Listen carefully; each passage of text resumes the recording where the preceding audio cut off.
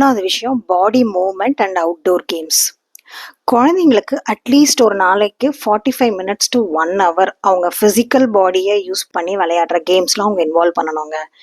வீட்டுக்குள்ள இருக்கிறத விட வீட்டுக்கு வெளியில இருந்தா அது இன்னும் பெட்டரா இருக்கும். Along with nature, running, cycling, பார்க்ல ஓடி விளையாடுறது, எதுவா இருந்தாலும் ஓகே. அவங்களுக்கு ஸ்வெட் ஆகணும், ஹோல் பாடி பார்ட்ஸை வந்து அவங்க யூஸ் பண்ண ஆரம்பிக்கணும். இது ஏன் முக்கியம்னு பார்த்தீங்கன்னா, ஸ்க்ரீன்ஸ் யூஸ் பண்ணும்போது நம்ம பிரெயின் மட்டும்தான் ஆக்டிவாக இருக்கும், பட் நம்ம பாடி கம்ப்ளீட்லி இன்ஆக்டிவ் மோடாக போயிடும். அதனால நம்ம பாடியில் நிறைய எனர்ஜி லெவல்ஸ் வந்து ஸ்டக் ஆகிடுங்க. எனர்ஜி ரிலீஸ் ஆகாமல் இருக்கிறதுனால தான் குழந்தைங்க வந்து அழுவுறது, அடம் பிடிக்கிறது இதெல்லாம் ஜாஸ்தி ஆகும். இந்த எனர்ஜியை நம்ம அப்ரோப்ரியேட்டாக ரிலீஸ் பண்ணோம்னா அதுக்கான பர்ஃபெக்ட் ஆப்ஷன் வந்து outdoor games and physical movements தான். இதில் பசங்களுக்கு நேச்சுரலான டோபமைன் ரிலீஸ் நடக்குது. இதை நீங்கள் ப்ராக்டிக்கலாக இம்ப்ளிமெண்ட் பண்ணுறதுக்கு அஸ் அ பேரண்ட்டாக உங்களோட டைமை ஃபிக்ஸ் பண்ணுங்க. இதுல வரக்கூடிய ஒரு சேலஞ்ச் என்ன அப்படின்னா, சில பேரண்ட்ஸ்னால என்னால் கம்ப்ளீட்லி அவுட்டோர் கேம்ஸ் வந்து அவங்களை இன்வால்வ் பண்ண முடியல அப்படின்னு சொல்லுவாங்க.